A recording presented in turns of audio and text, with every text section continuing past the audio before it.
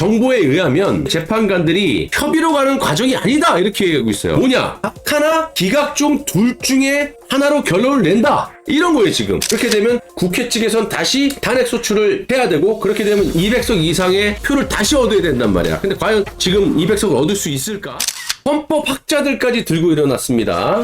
현재는 지금 윤석열 대통령에 대한 내란죄 국회 재의결해라, 이거 불응시 각하를 해야 된다. 윤석열 대통령의 변호인단이 헌법재판소의 탄핵소추 및 심판 절차의 흠결을 지적한 헌법학자들의 의견서를 제출한 가운데 허영경희대 법학전문대학원 석좌 교수는 대통령이 비정상적인 상황을 극복해 헌정 질서를 바로잡으려고 비상계엄을 선포했다라는 주장하는 것이 계엄의 법적인 요건 충족과 별개로 정치적으로는 이해할 수 있는 측면이 전혀 없진 않다. 계엄 당시 정치 상황은 우리가 흔히 알고 있는 대통령의 정상적인 국정 운영을 가능하게 할 사항이 아닌 것으로 분명해 보인다. 예산을 4조 1천억을 전액을 깎아버리고 윤석열 대통령의 수족을 다 잘라 탄핵을 해버리고, 그러니까 야당의 검사와 장관에 대한 16회 탄핵의 남발, 헌정사상 처음 감사원장 탄핵 기각이 됐죠. 죄가 없다 이렇게 된 거야. 각하하고는 틀린 거니까. 야당 단독으로 대통령실, 검찰, 경찰 등 특활비 예산 등 4조 1천억 원 삭감 등 국정을 운영할 수가 없게 만들어놨잖아. 원인 제공은 니들이 했잖아. 헌법재판소법 32조까지 막 재판관들이 어기고 있고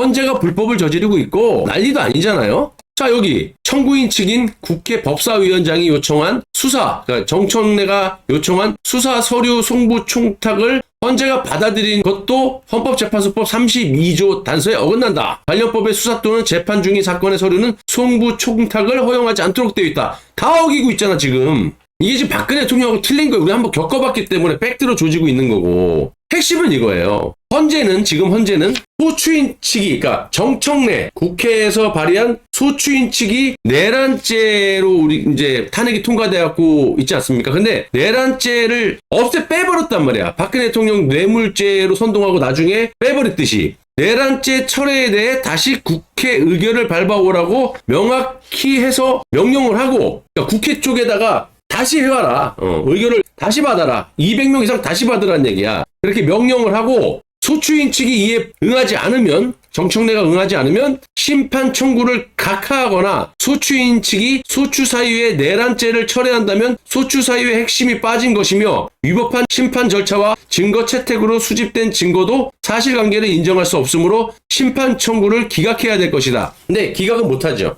왜? 기각을 하면 자기가 재판을 해보니까 이건 무효다라고 지네들이 재판관들이 판결하는 거기 때문에 이 정치적인 부담이나 또 국민 여론, 민심에 대한 부담을 가게 되잖아, 헌법재판소에서. 그래서 아까 제가 말씀드렸다시피 각하를 할 확률이 너무 많다는 거예요. 왜냐? 각하를 하게 되면 말 그대로 다시 와. 몰라 이거야. 그거 똑같은 거야. 그렇게 되면 국회 측에선 다시 탄핵 소추를 해야 되고, 그렇게 되면 200석 이상의 표를 다시 얻어야 된단 말이야. 근데 과연 지금 200석을 얻을 수 있을까? 그리고 모든 적법 절차가 불법이라는 게 다 드러났기 때문에 검찰이나 공수처 오동훈에게 떠넘길 수 있는 그런 명분을 갖게 된다는 거죠, 헌법재판관들이. 그런데 지금 정보에 의하면 헌법재판소의 재판관들이 현재 그 평의를 하고 있지 않습니까? 근데 평의는 협의로 가는 과정이 아니다 이렇게 얘기하고 있어요. 그러니까 평이라는 거는 어떻게 할 건지 재판관들이 좌가 반이 있고 우에서 임명한 사람이 반이 있잖아요. 그러니까 대통령이 3명, 국회에서 3명, 대법원장이 3명. 근데 어쨌든 4대4로 보고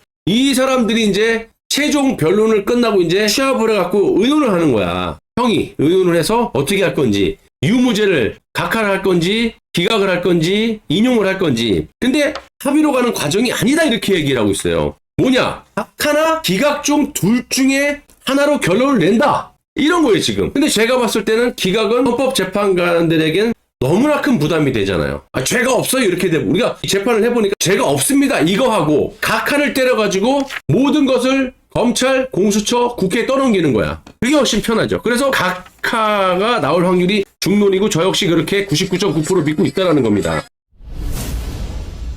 더 심각한 건 헌법재판소의 좌파에서 임명한 정정미 재판관이 흔들리고 있다. 이런 소식도 들리고 있어요. 그래서 지금 현재까지 5대3, 저들이 말하는 희망고문 8대0이 아니라 되려 윤석열 대통령 각하, 기각이 나올 쪽이 5, 그리고 민주당이 바라는 인용이 3 이렇게 되고 있다는 거야. 4대4가 나와도 뭐 인용이 안 되죠. 아무튼 저들에겐 굉장히 불리한 상황이 벌어지고 있고, 그래서 지금 이런 얘기들이 나오고 있는 겁니다. 인용 의견을 밝힌 헌법재판관이 있는데 인용을 위한 의결 종족수 6명을 채우지 못했다. 양측 가두리 진영, 그러니까 좌파에서 임명한 사람 반, 우파에서 임명한 사람 반, 그걸 이제 뭐 가두리를 쳐놨다 그러는데, 양측 가두리 진영을 대표하는 헌법재판관이 팽팽하게 의견 대립을 하고 있어 인용이라는 하나의 결론에 도달하지 못했다. 그러니까 팔대떡인 이런 개소리 하지 말라고. 국회 측 그리고 민주당 이재명이 원하는 탄핵은 물 건너간 분위기. 자, 그러니까 경론이라는 건 치열하게 이제 논쟁이 되고 있다는 건데,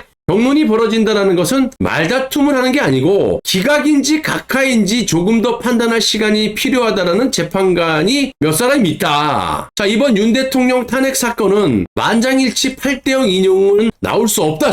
절대. 기대도 하지 마라. 그 어디에도 근거는 없고 민주당 쪽 가두리 내피셜 또는 망상이다. 자, 엘리트 판사 출신 헌법재판관들이 법률 헌법 해석에 있어 향판 출신 문영배 일당을 압도하고 있다. 그래서 문영배가 평결로 넘어가지 못한 상황이다. 제가 어제 말씀드린 이 평의를 한 지가 며칠 지났는데, 평의 그다음에 평결 그다음에 이제 이거를 또 판결문 작성하듯이 해가지고 결정을 해서 이제 인용할지 각하를 할지 기각을 할지 선고를 내려야 되는데 아직도 평의 단계에 멈춰 있다라는 거예요.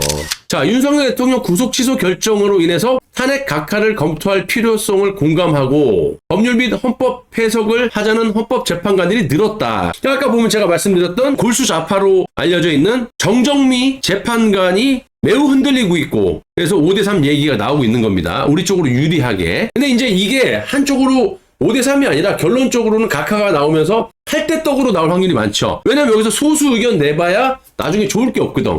박근혜 대통령 때도 그랬거든. 소수 의견자가 있었지만 그게 나머지 협박과 회유에 의해서 8대 떡으로 넘어간 거거든요. 그처럼 지금은 상황이 완전히 바뀌어서 윤석열 대통령 각하 쪽으로 기울고 있고, 결과적으로 선고 때릴 땐 8대0으로 나올 확률이 매우 높다. 자, 인용 또는 기각보다 각하 결정이 헌법재판소 판결의 권위를 보장하고, 제가 말한 그거하고 좀 비슷한 거잖아요. 부담이 적은 최선책이다. 그러니까 떠넘기면 되는 거거든. 기각을 했을 경우에는 모든 그 정치적 부담이나 국민 여론 이런 것들을 다 재판관들이 떠 안아야 된단 말이야. 죄가 없다라고 해버리면. 근데 이제 각하를 해버리면 자신들이 어쨌든 떠안는 부담이 상당히 줄어든다. 그래서 헌재가 각하 결정 검토에 들어갔기 때문에, 그러니까 정해놓고 각하로 거의 정해놨다라는 거야. 검토에 들어갔기 때문에 형의가 길어지는 거다. 좌파 가두리 쪽 일부 헌법재판관도 각하 여부를 두고 흔들리는 것 같다. 정정미 재판관 좌파 쪽. 자, 민주당의 각하 결정이 나와도 할 말이 없을 정도로 홍장원의 메모 조작, 박선원의 조작이죠. 엄연히 따지면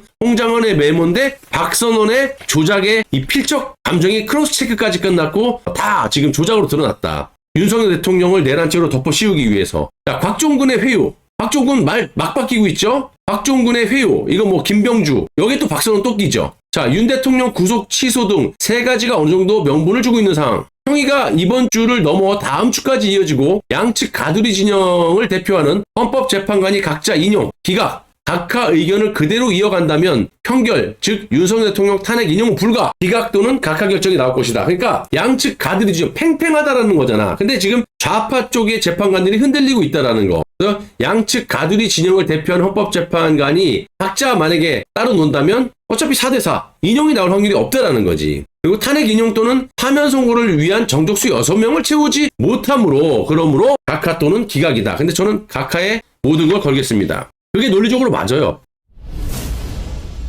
현재 평의는 합의로 가는 과정이다. 유무죄를 따지는 문제가 아니라 각하로 정해놓고, 기각이나 각하로 정해놓고 합의로 가는 과정이다. 박근혜 대통령 파면 선고 때 기각 의견을 낸 2명의 재판관이 집요한 설득 끝에 좀 아까 제가 말씀드린 최종 인용 결정권에서 6대2에서 원래 요 소수 의견이 6으로 넘어간 거지. 그래서 6 더하기 2는 8, 8대0으로 박근혜 대통령의 탄핵 인용이 돼버렸던 그런 경우와 지금 윤석열 대통령 사건은 정반대 흐름이다. 원칙대로 각자 최종 의견 내면 끝. 평결 결과도 변하지 않고 각자 의견 적시하고 판결을 내릴 것이다. 각하에 무게를 많이 싣고 있습니다. 그게 왜 그러냐면 일단 윤석열 대통령에 대한 불법과 이 적법 절차를 어겼던 그런 점들, 그리고 무엇보다도 중요한 건 핵심 무기는 한덕수 국무총리에 대한 탄핵이죠. 네, 정족수의 문제. 그래서 지금 제가 항상 말씀드리는 게 이재명의 선고 이후에 그래서 무기한 이제 연장이 될 것이다. 3월 말 이렇게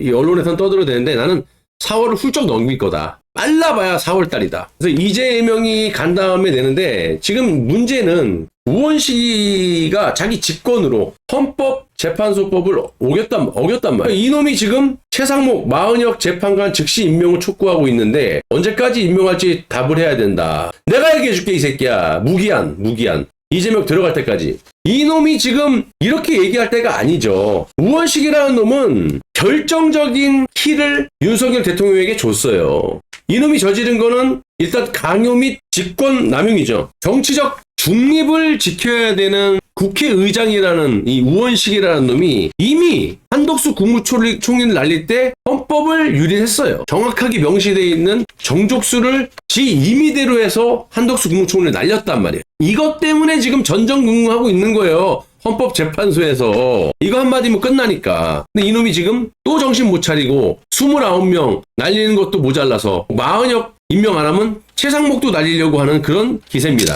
내가 답을 드리면 최상목이 마은혁을 임명한다? 절대 불가능합니다. 한덕수 국무총리가 복귀된 다음에 한덕수 국무총리가 임명을 하든지 말든지 하는 문제다. 최상목이가 뭐 이렇게 부담을 가지면서 할 필요가 없다 해서 우원씨가 이렇게 아무리 협박해도요. 절대 임명 안 할 겁니다. 절대 임명 안 하고 어차피 판은 기울어졌기 때문에 최상목이가 마은혁을 임명하는 일은 없을 것이다. 한덕수 국무총리가 임명을 안 해도 뭘 할 수가 없죠. 이미 우원식이라는 놈은 한덕수 국무총리를 날릴 때 불법을 저질렀기 때문에 직권남용 강요죄는 뭐 기본이고 플러스 알파로 이놈이 내란 선동죄를 받을지 안 받을지 모르겠지만 이놈은 중범죄를 피할 수가 없다. 그리고 나중에 이 한덕수 국무총리가 복귀를 했을 때 임명을 안 한다 마은혁이를 안 해도 문제가 안 됩니다. 입만 뻥끗한다? 니놈이 정족수 어기면서 불법 저질러서 나 날렸잖아 임마. 근데 나 나왔다? 너 감옥 갈 준비해. 빨리 옷 벗고 국회의장직 사퇴하고 집에 꺼져. 이래도 할 말이 없다라는 거야. 우원식이라는 놈이.